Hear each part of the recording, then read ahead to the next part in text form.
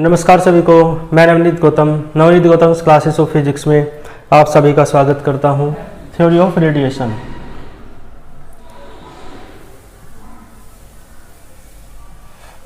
Theory of radiation, ठीक है जी। Theory of radiation Hindi में क्या कहेंगे, यानी विकिरण का सिद्धांत, ठीक है। थ्योरी वो इसे रेडिएशन को क्या कहते हैं, विकिरण। थ्योरी यानी सिद्धांत, ठीक है जी। तो आप जानते हो, देखो थोड़ा पहले इसका बेसिक बता देता हूं। एक वर्ड होता है हीट ट्रांसफर, ठीक है जी। हीट ट्रांसफर जिसे आप हिंदी में कहते हैं ऊष्मा का स्थानांतरण, ठीक है जी। तो इसमें क्या है, हीट ट्रांसफर के जो मेथड्स हैं, हीट ट्रांसफर के जो मेथड्स हैं यानी कि विधियां हैं ऊष्मा के स्थानांतरण की, वो 3 प्रकार की होती हैं। एक तो होता है कंडक्शन, ठीक है जी, जिसे आप चालन कहते हैं, ठीक है जी। चालन ये कैसा है, जैसे ये ठोस पदार्थों के लिए है, किसके लिए है, सॉलिड्स के लिए, ठीक है। जैसे आप किसी छड़ के एक सिरे को गर्म करते हैं किसी रोड के, तो दूसरा एंड भी, दूसरा सिरा भी गर्म हो जाता है ना। जैसे यही है एक छड़, तो इस सिरे को गर्म करोगे तो दूसरा भी गर्म हो जाएगा। यानी हीट जो है एक सिरे से दूसरे सिरे तक, जो इसके पार्टिकल्स हैं रोड के, छड़ के, उनके कांटेक्ट के माध्यम से, भाई एक पार्टिकल दूसरे पार्टिकल के, सारे पार्टिकल मिले हुए हैं ना, तभी तो ठोस है, तभी तो सॉलिड है। तो एक पार्टिकल दूसरे पार्टिकल को हीट देगा, दूसरा तीसरे को, तीसरा चौथे को, ऐसी ही हीट एक किनारे से दूसरे किनारे तक पहुंच जाएगी, ठीक है। तो सॉलिड्स में जो हीट के ट्रांसफर का मेथड है, जो विधि है, ठोसों में चालन, मतलब इसकी ऊष्मा स्थानांतरण की जो विधि है, उसे आप चालन कहते हैं। क्या कहते हैं, कंडक्शन, ठीक है जी। तो सॉलिड्स में जो हीट का ट्रांसफर होता है वो किस मेथड के द्वारा होता है, कंडक्शन। और एक होता है कन्वेक्शन, जिसे आप संवहन कहते हैं हिंदी में। ये होता है लिक्विड्स में, यानी द्रवों में, ठीक है जी। इसमें क्या करते हैं, जैसे आप वाटर को उबाल रहे हैं तो नीचे गर्म वाटर रहेगा, ऊपर ठंडा रहेगा, तो है ना। जैसे ही नीचे गर्म वाटर है तो उसके नीचे के मॉलिक्यूल्स जो हैं वो ऊपर आएंगे, ऊपर के मॉलिक्यूल्स नीचे चले जाएंगे, ठीक है। तो इसका मतलब है जो नीचे के मॉलिक्यूल्स गर्म हुए, जिन्हें हीट मिल गई, वो ऊपर आके हीट ट्रांसफर कर देंगे दूसरे मॉलिक्यूल्स को, है ना। और जो ऊपर वाले मॉलिक्यूल्स हैं वो नीचे जाएंगे, हीट लेंगे, फिर ऊपर आ जाएंगे। इसका मतलब है कन्वेक्शन जो है या संवहन जो है, वो हीट के ट्रांसफर की एक वैसी विधि है जिसमें मॉलिक्यूल खुद जा करके हीट लेता है ना, या दूसरा मॉलिक्यूल आकर के उसे हीट देता है, ठीक है। यानी मॉलिक्यूल्स की मोशन, पार्टिकल्स की मोशन के कारण, गति के कारण ये होता है ना, संवहन यानी कि कन्वेक्शन, ठीक है। ये भी हीट का ट्रांसफर है, पार्टिकल मोशन करके हीट को लेता है ना, या देता है। और इसमें जो थर्ड होता है, ये 11th क्लास में पढ़ी होंगी आपने चीज़ें। इसमें जो थर्ड होता है हीट ट्रांसफर का जो मेथड है, वो होता है रेडिएशन, जिसकी है ना अभी तक हम भूमिका रख रहे थे। तो रेडिएशन है, रेडिएशन को हिंदी में जैसे कि मैंने आपको बताया विकिरण कहते हैं, ठीक है जी। और ये गैसेस में होता है एक तरीके से, ठीक है जी। तो रेडिएशन क्या होता है, विकिरण होता है, यानी हीट ट्रांसफर का तीसरा मेथड है, ठीक है जी। इन दोनों के लिए तो मीडियम की आवश्यकता होती भी है, इसके लिए कोई भी मीडियम नहीं चाहिए, ठीक है। क्लियर है, इसके लिए मीडियम की ज़रूरत नहीं होती, यानी रेडिएशन के लिए किसी मीडियम की आवश्यकता नहीं है। आप रेडिएशन को एक बॉडी से दूसरी बॉडी तक ट्रांसफ़र कर सकते हैं विदाउट एनी मीडियम, ठीक है जी। तो ये इंट्रोडक्शन मैंने दिया, ठीक है। आप इसका स्क्रीनशॉट ले सकते हैं यदि आपको काम की बात लगे तो। अब मेन जो हमारी हेडिंग है वो तो यही है, थर्मल रेडिएशन। हेडिंग डालो, हेडिंग क्या है, थर्मल रेडिएशन। भाई हीट का ट्रांसफर है ना, तो हीट के लिए वर्ड आता है थर्मल।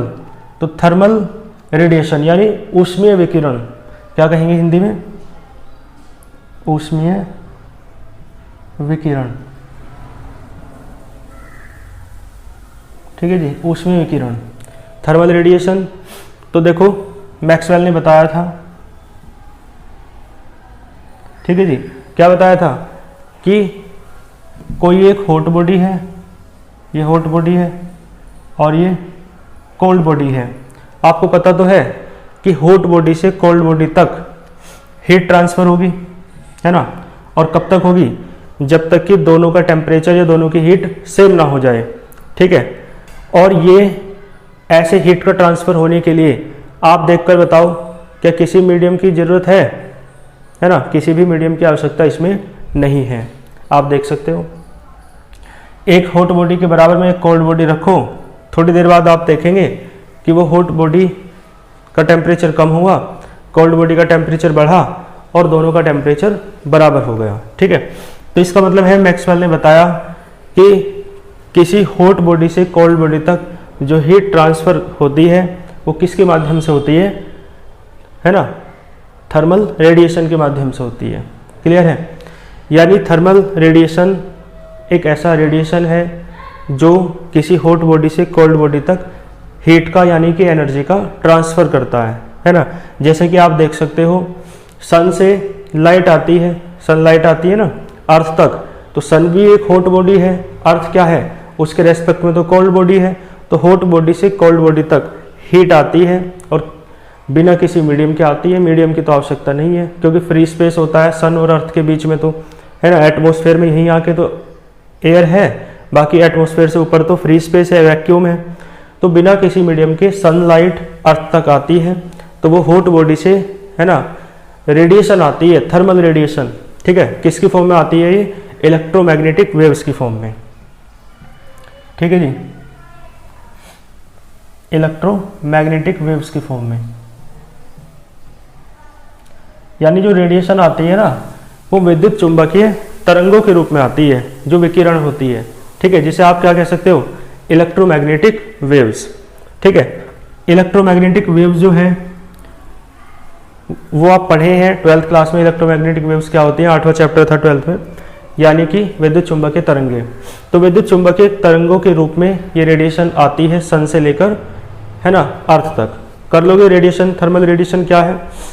ठीक है, तो सारी आवश्यक बातें मैंने आपको बता दी हैं, बिल्कुल यही सब बातें आपको नोट्स में मैं लिख करके दे दूंगा।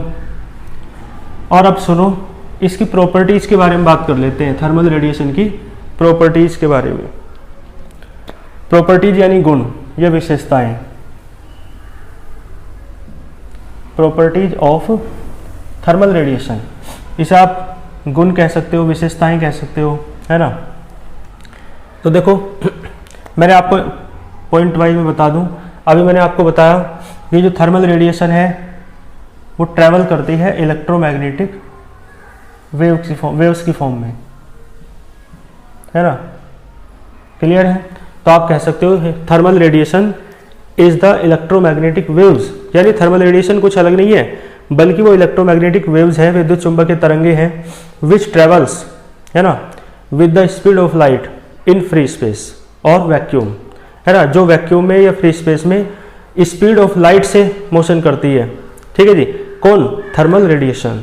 क्लियर है, यानी देखो लाइट की भी रेडिएशन और हीट की भी रेडिएशन, दोनों ही क्या है, इलेक्ट्रोमैग्नेटिक वेव्स हैं।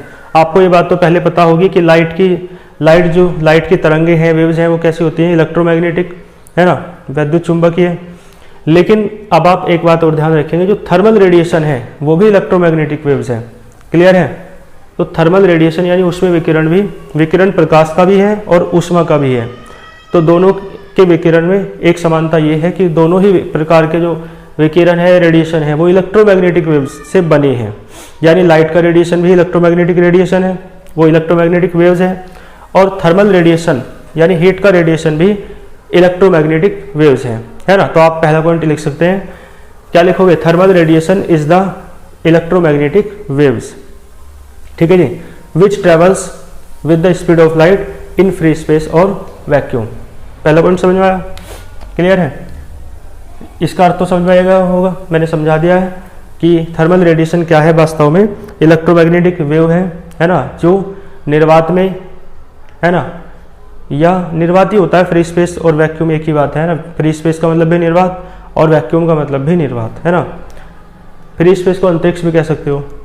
तो जो निर्वात में प्रकाश की चाल से चलती है, भाई इलेक्ट्रोमैग्नेटिक वेव्स हैं तो ये तो प्रकाश की चाल से चलेंगी ही, ठीक है जी। अब देखो दूसरी बात मैं क्या कह रहा हूं, ये स्ट्रेट लाइन में चलती हैं, स्ट्रेट लाइन में, ठीक है जी। कौन? Thermal radiation. तो आप लिख सकते हो थर्मल रेडिएशन, है ना, moves along a straight line. जिस प्रकार से आप जानते हैं लाइट सीधी रेखा में चलती है स्ट्रेट लाइन में, उसी प्रकार से थर्मल रेडिएशन भी किस में चलेगी? स्ट्रेट लाइन में चलेगी, क्योंकि लाइट की तरह थर्मल रेडिएशन भी इलेक्ट्रोमैग्नेटिक वेव है। तो दोनों ही, जब इलेक्ट्रोमैग्नेटिक वेव है तो दोनों ही एक जैसी प्रॉपर्टी रखेंगी, थोड़ा बहुत डिफरेंस होगा।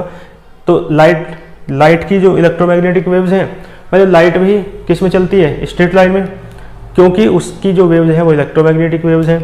और थर्मल रेडिएशन भी किस में चलेंगी? स्ट्रेट लाइन में, क्योंकि उसकी जो वेव्स हैं वो भी तो इलेक्ट्रोमैग्नेटिक वेव्स हैं। समझ में आया?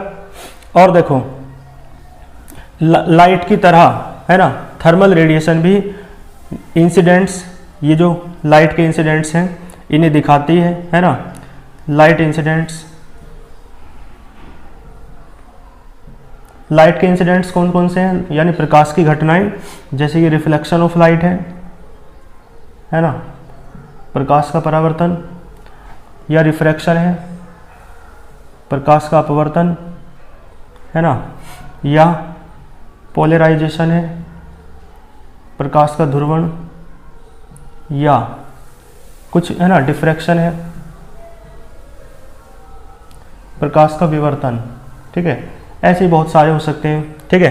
तो आप लिख सकते हैं like the light thermal radiation shows the light incidents, है ना, लाइक लिख, हाँ, या सच एज लिख दो, है ना। लाइट के इंसिडेंट्स को दर्शाती है, सच एज, जैसे कि reflection, refraction, polarisation, diffraction, etc।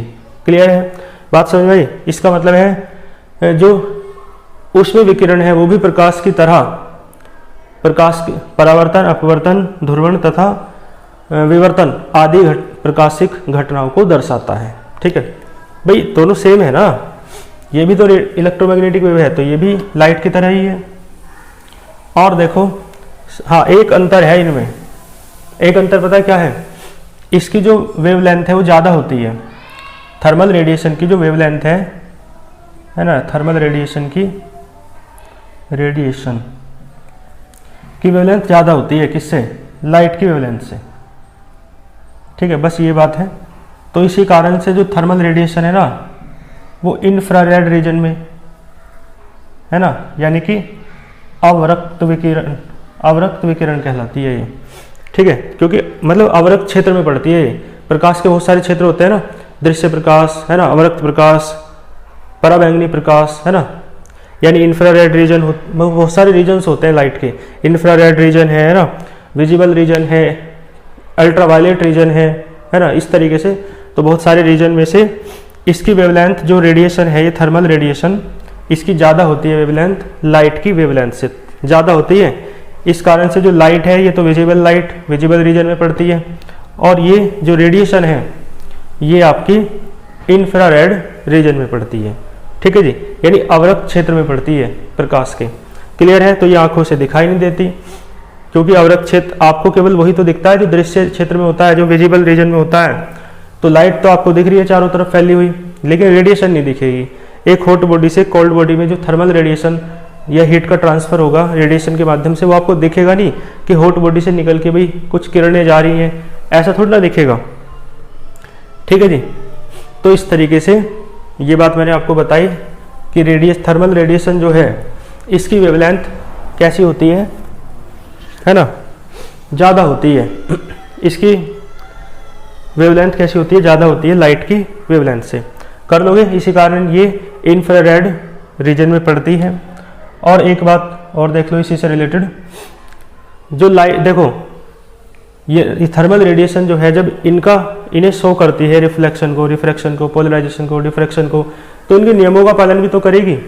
तो इसका मतलब है thermal radiation follows the laws of, है ना, रिफ्लेक्शन, रिफ्रैक्शन, है ना, टोटल इंटरनल रिफ्लेक्शन, है ना, पोलराइजेशन, इन सब के जो लॉज हैं, नियम हैं, उनका भी यह पालन करती है। ठीक है, तो पांचवा पॉइंट यही है ना। क्या लिखोगे? Thermal radiation, thermal radiation follows the laws of reflection, refraction, है ना, 2-3 के नाम लिख दो, एंड टोटल इंटरनल रिफ्लेक्शन, पूर्ण आंतरिक परावर्तन, पढ़ा होगा अपने 10th क्लास में।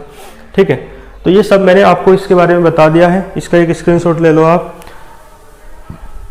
तो और परफेक्टली मतलब आदर्श, ठीक है, तो आदर्श कृष्णिका या परफेक्टली ब्लैक बॉडी क्या है, मैंने अभी आपको बताया। एक ऐसी बॉडी है जो जिसके ऊपर जितना भी रेडिएशन गिरता है वो पूरे के पूरे को, समस्त विकिरण को वो क्या कर लेती है, संपूर्ण रेडिएशन को क्या कर लेती है, एब्जॉर्ब कर लेती है। ठीक है, तो यानी द बॉडी, भाई कैसी बॉडी है, विच एब्जॉर्ब्स, जो एब्जॉर्ब कर लेती है, ठीक है, ऑल द रेडिएशन,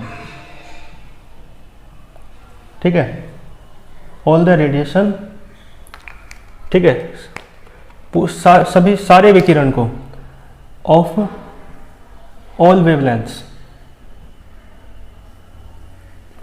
चाहे तरंग दैर्ध्य कुछ भी हो, वेवलेंथ्स चाहे कुछ भी हो, ठीक है, वो सबको क्या कर लेती है, एब्जॉर्ब कर लेती है। और कौन से को, जो उस पर गिरता है, तो इंसिडेंट ऑन इट। ठीक है जी, तो the body which absorbs all the radiation of all wavelengths, है ना, इंसिडेंट ऑन इट, यानी ठीक है, कोमल आगे लिख देना, is known as perfectly black body. यानी आप कह सकते हैं वह पिंड जो अपने ऊपर गिरने वाले सभी तरंग दैर्ध्यों, है ना, युक्त, सभी तरंग दैर्ध्यों से युक्त अपने ऊपर गिरने वाले समस्त विकिरण को अवशोषित कर लेती है। ठीक है, कर लेता है, पिंड की बात करें ना, तो क्या कहलाता है, आदर्श कृष्णिका या आदर्श कृष्ण पिंड कहलाता है। ठीक है जी, कर लोगे। और मैंने बताया अभी आपको कि जितना एब्जॉर्प्टिव पावर का फॉर्मूला क्या है, भाई ऊपर एब्जॉर्ब आता है, एब्जॉर्ब रेडिएशन, और अपॉन में क्या है, इंसिडेंट रेडिएशन। तो जितना इस पर इंसिडेंट हुआ उतना ही एब्जॉर्ब कर लिया, तो ऊपर नीचे का सेम है, तो कट के कितना आएगा, 1।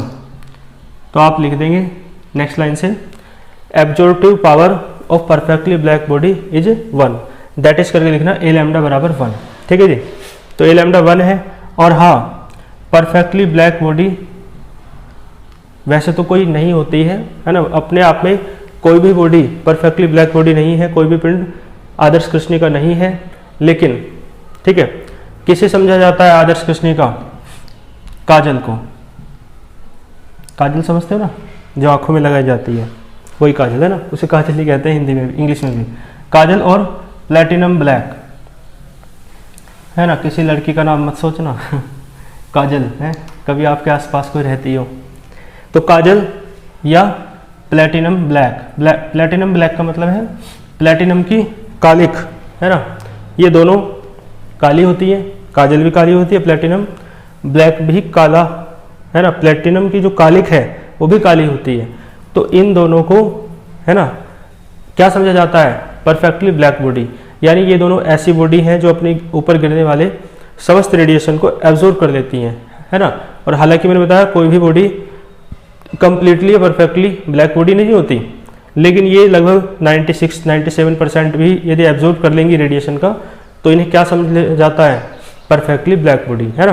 तो नो अदर, वो क्या कहेंगे, देयर इज नो बॉडी, है ना, which is perfectly black body. यहाँ पर ऐसी कोई भी बॉडी नहीं होती जो परफेक्टली ब्लैक बॉडी होती है। But kajal and platinum black can be considered as perfectly black body. इन्हें क्या समझा जा सकता है, ठीक है, इन दोनों को परफेक्टली ब्लैक बॉडी समझ लिया जाता है। ठीक है जी, तो परफेक्टली ब्लैक बॉडी क्या होती है ये भी आप समझ गए, इसका भी एक स्क्रीनशॉट ले लो। फेरिज एक्सपेरिमेंट, फेरिज एक्सपेरिमेंट कह दो या फेरिज परफेक्टली ब्लैक बॉडी कह दो, है ना, फेरिज परफेक्टली ब्लैक बॉडी भी कह सकते हो। यानी आप कह सकते हैं फेरी का प्रयोग या फेरी की फेरी की आदर्श कृष्णिका, है ना।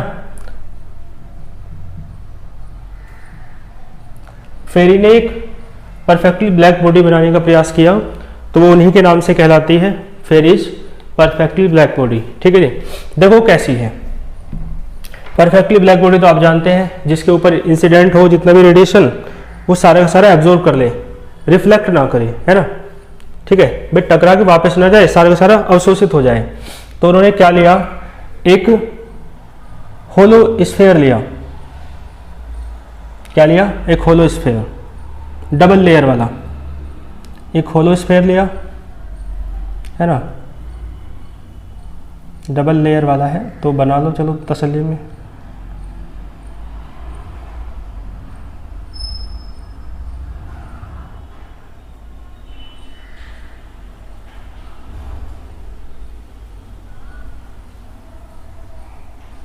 ठीक है जी। तो फेरी ने क्या लिया, एक होलो स्फेयर लिया और उसके एक तरफ ऐसे एक छिद्र रखा। ठीक है, छिद्र यानी होल।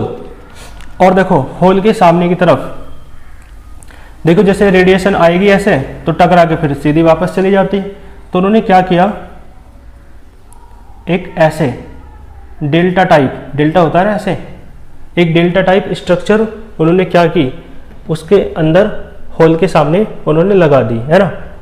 ठीक है, ये क्या है, डेल्टा टाइप स्ट्रक्चर है।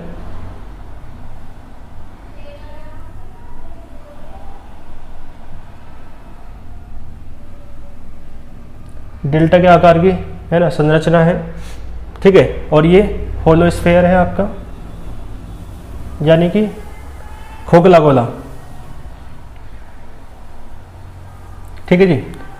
तो देखो जैसे ही आके रेडिएशन, और हाँ एक बात और है, ये अंदर से ब्लैक कलर से पेंटेड है, ये अंदर से, है ना, ये कैसा पेंटेड है, ब्लैक कलर से। ठीक है, तो मैं लिख देता हूँ ब्लैक कलर पेंटेड। ठीक है जी, ब्लैक कलर से पेंटेड है ये। तो जैसे ही कोई रेडिएशन आई इस पे आके गिरी, देखो अभी डेल्टा टाइप स्ट्रक्चर ना होती तो फिर टकरा के वापस चली जाती सीधी, तो ये तो रिफ्लेक्ट हो गई, एब्जॉर्ब कहाँ हो रही है। और आपको बनाना है परफेक्टली ब्लैक बॉडी, तो ऐसी स्ट्रक्चर बनाओ जो रेडिएशन इससे टकरा के बाहर जा ही ना सके, इसी में रह जाए समा करके, अवशोषित होकर, है ना। तो देखो ये डेल्टा टाइप स्ट्रक्चर लगाई तो टकरा के वापस नहीं जाएगी, बल्कि टकरा के इधर टकराएगी। देखो ठीक है ना। तो देखो पहली बार टकराएगी तो इसका कुछ पार्ट तो अवशोषित हो जाएगा, एब्जॉर्ब हो जाएगा। काला कलर है ना अंदर, ब्लैक कलर तो अवशोषित करता है, एब्जॉर्ब करता है अच्छे से। और कुछ पार्ट रिफ्लेक्ट हो जाएगा, तो जो पार्ट रिफ्लेक्ट हुआ वो ये इधर टकराएगा जाके। यहाँ पे भी ऐसे ही होगा, कुछ पार्ट तो एब्जॉर्ब हो जाएगा और कुछ पार्ट रिफ्लेक्ट हो जाएगा, ये आगे जाके टकराएगा यहाँ पे। यहाँ भी देखो ऐसे ही होगा, कुछ पार्ट ये हो जाएगा एब्जॉर्ब और कुछ पार्ट रिफ्लेक्ट हो जाएगा। ठीक है, फिर ऐसे, ठीक है ना। यहाँ देखो ये यहाँ भी ऐसे ही होगा, कुछ पार्ट अवशोषित हो जाएगा एब्जॉर्ब और कुछ पार्ट रिफ्लेक्ट हो जाएगा। तो ये प्रोसेस ऐसे चलता रहेगा भैया। और कब तक, है ना, यहीं रोक दो बस, ये तो चलता ही रहेगा। कब तक, जब तक कि सारा का सारा रेडिएशन एब्जॉर्ब ना हो जाए। ठीक है, तो इसमें मैं आपको बता दूं 96% तक रेडिएशन एब्जॉर्ब हो जाता है। क्योंकि देखो एक बार टकराने से कुछ एब्जॉर्ब हुआ, कुछ रिफ्लेक्ट हुआ। जो रिफ्लेक्ट हुआ वो भी बाहर नहीं निकला, वो भी क्या है, बल्कि अंदर ही दूसरी तरफ, दूसरी साइड में कहीं टकरा के फिर उसका कुछ पार्ट एब्जॉर्ब हो जाएगा, है ना, कुछ रिफ्लेक्ट होगा, फिर दोबारा टकराएगा, फिर कुछ पार्ट एब्जॉर्ब हो जाएगा। तो ऐसे ही करते करते लगभग 96% जो इसका पार्ट है वो एब्जॉर्ब हो जाता है, केवल 4% ही एब्जॉर्ब नहीं हो पाता है। तो देखो परफेक्टली ब्लैक बॉडी तो 100% क्या करती है, वो करती है एब्जॉर्ब। ये 96 कर रही है तो 100% तो कुछ होता ही नहीं है।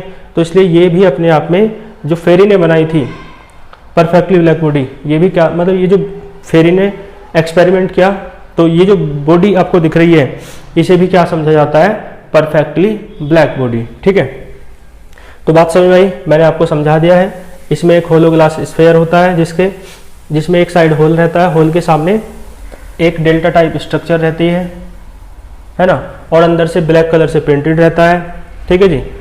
और जैसे ही रेडिएशन गिरती है तो डेल्टा टाइप स्ट्रक्चर से टकरा के, है ना, कुछ पार्ट अवशोषित हो जाता है, अब्जॉर्ब, और पार्ट रिफ्लेक्ट हो जाता है, ठीक है। फिर दोबारा कुछ पार्ट फिर एब्जॉर्ब हो जाता है, बाकी रिफ्लेक्ट हो जाता है, और ये प्रोसेस ऐसे चलता रहता है, जिसमें 96% जो रेडिएशन है वो एब्जॉर्ब हो जाता है, ठीक है। तो इस कारण से जो फेरी की ये है बॉडी, इसे परफेक्टली ब्लैक बॉडी समझा जाता है, ठीक है जी।